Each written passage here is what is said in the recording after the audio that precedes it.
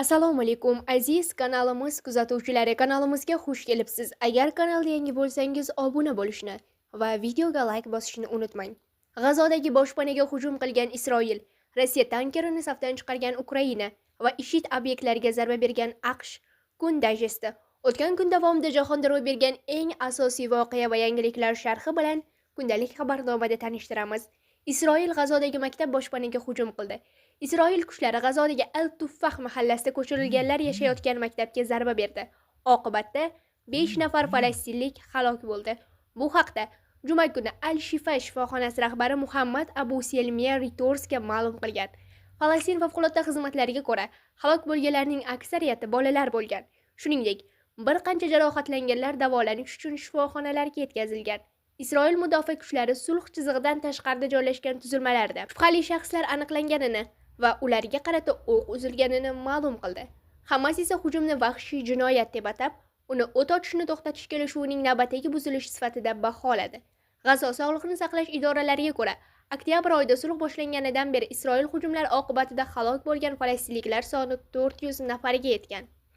BMT bosh kotibi Antonio Guterreshning aytishicha, G'azoda ocharchilikning oldi olingan, biroq gumanitar vaziyat nihoyatda beqaror. G'azoda aholining 70% dan ortig'i, ya'ni 1,6 million kishi o'ta keskin oziq-ovqat tanqisiga va og'ir darajadagi to'yib ovqatlanmaslik xavfiga duch kelishi kutilmoqda. Guterrish yana bir bor o't ochishni barqaror to'xtatish, ko'proq o'tish punktlarini ochish va muhim tovarlarga qo'yilgan cheklovlarni bekor qilishga chaqirdi. AQSh IShID nishonlariga zarba berdi. 19-dekabr kuni AQSh harbiylari Suriyada joylashgan IShIDga aloqador o'nlab nishonlarga qarshi keng ko'lamli zarbalar berdi. Rasmiylarga ko'ra, bu bir necha kun avval IShIDning amerikalik harbiylariga qilgan hujumiga javoban amalga oshirilgan. AQSh mudofaa vaziri Pete Hegseth bu urushning boshlanishi emas, bu qasos e'lonidir dedi. Donald Trump esa Suriya hukumati zarbalarni to'liq qo'llab-quvvatlagani va AQSh juda jiddiy javob zarbalari berayotganini yozdi. Biz Suriyadagi IShID bezorilarini urdik. Bu juda muvaffaqiyatli bo'ldi, dedi Trump. AQSh markaziy qo'mondonligining ma'lum qilishicha, zarbalar Suriyaning markaziy hududlaridagi 70 dan ortiq nishonni urgan. Amaliyotni Iordaniya qiruvchi samolyotlari qo'llab-quvvatlagan. AQSh harbiylari hujum F-15 va A-10 samolyotlari, shuningdek, Apache vertolyotlari va HIMARS raketa tizimlari yordamida amalga oshirilganini aytdi. Suriya Tashqi ishlar vazirligi bayonotiga ko'ra, mamlakat IShIDga qarshi kurash va uning Suriya hududida hech qanday boshpanaga ega bo'lmasligini ta'minlashga qat'iy sodiq.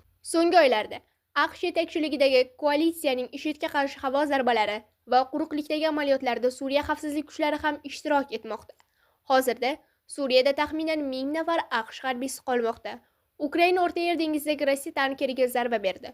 Juma kuni Ukraina ilk bor O'rta Yer dengizida Rossiyaning sof flotiga mansub neft tankeriga havo dronlari yordamida zarba berdi. Qendil nomli tanker Ukraina hududidan 2000 kilometrdan ortiq masofada betaraf suvlar hududida urilgan. Ukraina xavfsizlik xizmati zarba vaqtida kema bo'sh bo'lgani va jiddiy shikastlanganini bildirdi. Marine Traffic ma'lumotlariga ko'ra, tanker Liviya qirg'oqlari yaqinida joylashgan bo'lgan.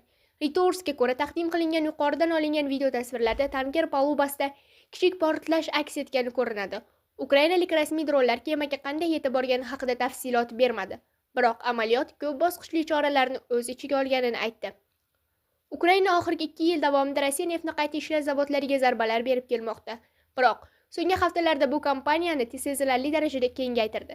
Kaspiy dengizidagi neft platformalariga hujumlar uyushtirdi va Qora dengizda 3 ta tankeriga dengiz dronlari bilan hujum qildi. Rasmiy Moskva so'nggi hujum yuzasidan hozircha izoh bermadi. Tayvan metrosida hujum, 3 kishi halok bo'ldi. Juma kuni Tayvan poytaxtidagi metro bekatida sodir etilgan hujum oqibatida kamida 3 kishi halok bo'ldi. 5 kishi jarohat oldi. Hozircha ma'lum bo'lgan tafsilotlarga ko'ra, niqob taqqan shaxs Taipei markaziy metro bekatida tutunli granatalarni uloqtirgan. Shundan keyin gumonlanuvchi metroda bir bekatni bosib o'tgan. U yana bekatdan chiqib bir nechta tutunli granatalar tashlagan. Shuningdek, u tashqarida pichoq bilan piyodalarga hujum qilgan. So'ngra bir do'konga yugurib kirgan. Hujumni sodir etgan shaxs taxminan 20 yoshlardagi erkak. Hujumdan keyin yaqin atrofdagi binodan sakrab halok bo'lgan. Shu bilan halok bo'lganlar soni 4 nafarga yetdi. Politsiya ma'lumotiga ko'ra, ayrim shaxslar nafaqat pichoq zarbalaridan, balki tutunli granatalar ta'sirida ham jarohat olgan. Tayvan bosh vaziri Chou Jung hujumlarni ataylab amalga oshirilgan harakat deb atadi. Uning motivi noma'lum. Politsiya mamlakati bo'ylab temir yo'l hamda metro bekatlarida xavfsizlik choralari kuchaytirilganini bildirdi. Yevropa fermerlari namoyishlar o'tkazmoqda. Yevropa davlatlari o'rtasidagi keskin muzokaralardan so'ng Yevropa komissiyasi prezidenti Ursula von der Leyen bahsli Mercosur kelishuvini imzolanishini yanvar oyiga qoldirdi. Agar Mercosur kelishuvi imzolansa, u Argentina, Braziliya, Paragvay va Urugvay bilan bojxona to'lovlarini qisqartirish hajmi bo'yicha Yevroittifoq tarixidagi eng yirik kelishuv bo'ladi. 18-dekabr kuni Bryusseldagi yig'ilishda Italiya bosh vaziri Giorgia Meloni qo'shimcha vaqt so'raganidan so'ng Yevrokomissiya savdo kelishuvini imzolashni kechiktirdi. Hozircha aniq sana belgilanmagan. Bitim Yevropa hukumatlari tomonidan ma'qullanishi kerak bo'lib, buning uchun ittifoq aholisining 65% ifodalovchi kamida 15 davlat roziligi talab etiladi. Polsha va Vengriya kelishuviga qarshi Fransiya va Italiya esa mol go'shti, shakar, parranda go'shti va boshqa mahsulotlar importi ko'payishidan xavotirda. Bitim tarafdorlari bo'lgan Germaniya, Ispaniya va Skandinaviya davlatlari bu bitim AQSh va Xitoyga qarshi javob choralari ekanini aytmoqda. Biroq yevropalik fermerlar Lotin Amerikasidan keladigan arzon mahsulotlar mahalliy ishlab chiqaruvchilarga zarar yetkazishdan hamda adolatsiz raqobatga olib kelishdan xavotirlanmoqda. Buning ortidan Bryusselda minglab traktorlar ishtirokida fermerlar namoyishlari bo'lib o'tmoqda.